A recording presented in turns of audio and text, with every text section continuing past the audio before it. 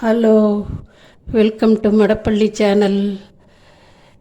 இப்போ எங்கே பார்த்தாலும் கொரோனாவும் கோல்டு ஜுரம் ஜாஸ்தியாக இருக்கிறதுனால இன்றைக்கி மருந்து ரசம் பண்ணலான்ட்டு இருக்கேன். அதாவது மருந்து பொடி, திப்பிலி, கண்ட திப்பிலி, அரிசி திப்பிலி, தனியா, மிளகு, ஜீரகம், கொஞ்சம் மிளகா வத்தல் போட்டு ரசம் பண்ணலான் இருக்கேன். இது துவரம் பருப்பும் கொஞ்சம் போட்டு வறுத்துக்கணும்.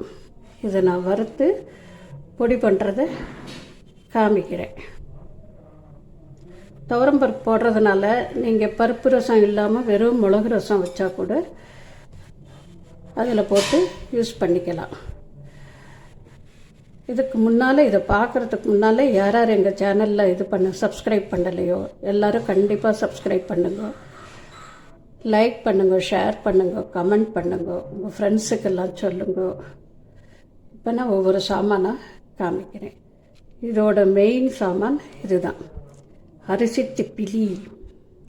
இது உடம்புக்கு ரொம்ப நல்லது.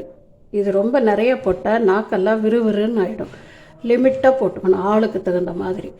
இது கண்டந்திப்பிலி, அது ஒரு 2 குச்சி. இது கொஞ்சம் பாதி போட்டால் போகும். அதை நான் சொல்கிறேனே, ஆளுக்கு தகுந்த மாதிரி.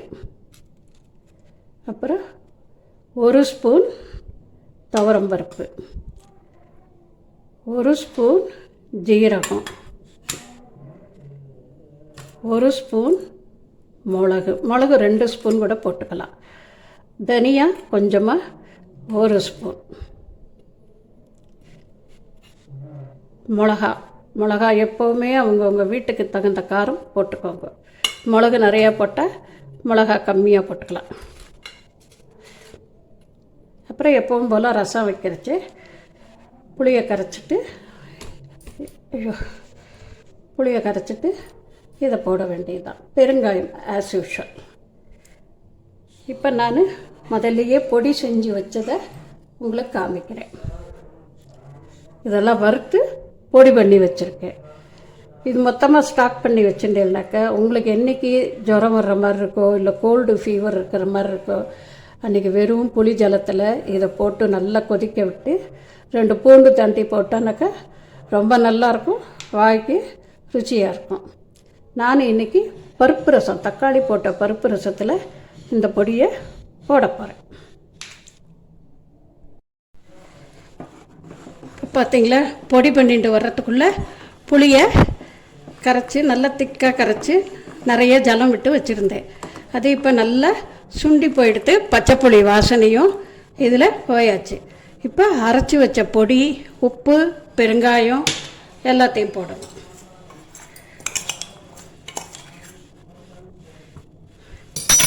ஞாபகமாக கரண்டி அதுக்குள்ளே போட்டு வைங்க, ரசம் பொங்கிடும். இப்போ இந்த பொடியை இதில் சேர்த்தாச்சு. வாசனை எப்படி வருது! நல்ல ஜுரம் வந்த வாய்க்கு, கோல்டு, சாப்பிட முடியாமல் அவஸ்தப்படுறவங்களுக்கெல்லாம் இது மருந்து கலந்த ரசம். அதனால் ரொம்ப நல்லா இருக்கும் இது.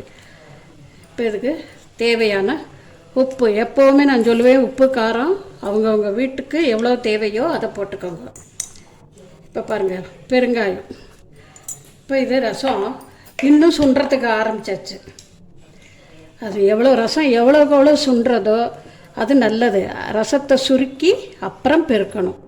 நிறைய புளி தண்ணியை விட்டுட்டு அதில் இதெல்லாம் போட்டிங்கனாக்க ரசத்தோட இதுவே கிடைக்காது, நல்ல அரோமா கிடைக்காது இதில்.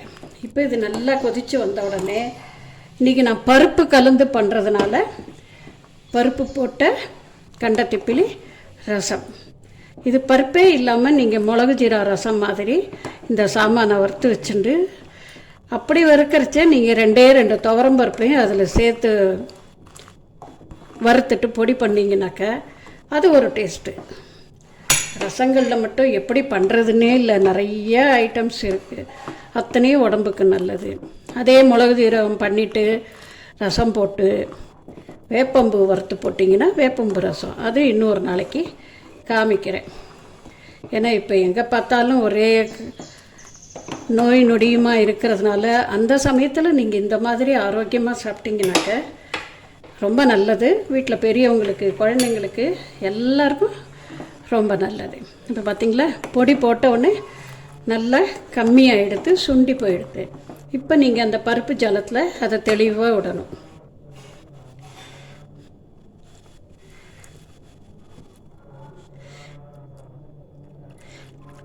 தெளிவாக விட்டிங்கனாக்க பருப்பு ரசம் மாதிரியும் இருக்கும், மருந்து ரசம் மாதிரியும் இருக்கும்.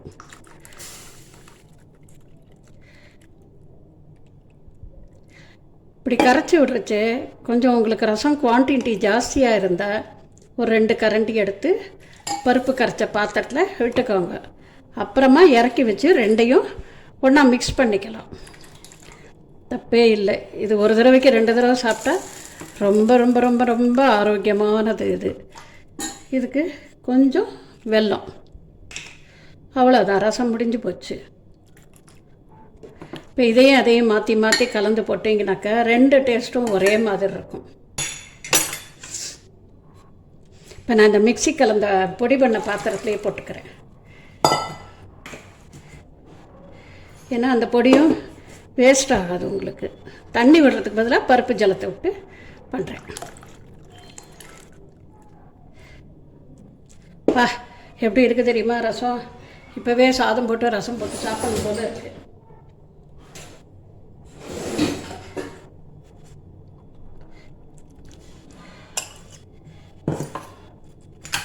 அவ்வளோதாங்க, ரசம் வச்சாச்சு. பருப்பு இதெல்லாம் போட்டு விட்டாச்சுனாக்க சிம்மில் வைக்கணும். அடுப்பை சின்னதாக்கி வச்சிங்கன்னா தான் நல்லா நுர கட்டிட்டு வரும்.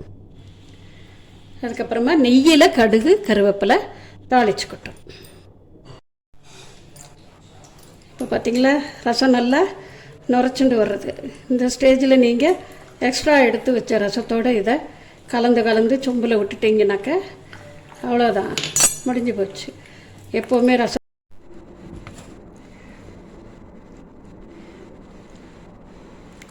ஹலோ நேயர்களே, இன்றைக்கி கண்டத்திப்புளி அரிசி திப்புளி போட்ட ரசம் கோடைக்கும் மழைக்கும் குளிருக்கும் ரொம்ப ஏற்றமான ரசம். ஆரோக்கியமாக இதை பண்ணி சாப்பிடுங்க. ஆரோக்கியமாக சாப்பிடுவோம், ஆனந்தமாக வாழ்ந்துடுவோம். மறக்காமல் இந்த சேனலுக்கு சப்ஸ்கிரைப் பண்ணுங்கள். பக்கத்தில் பெல் பட்டன் இருக்குது, அதை அமுக்குங்க. ஷேர் பண்ணுங்க, லைக் பண்ணுங்க. நன்றி, வணக்கம்.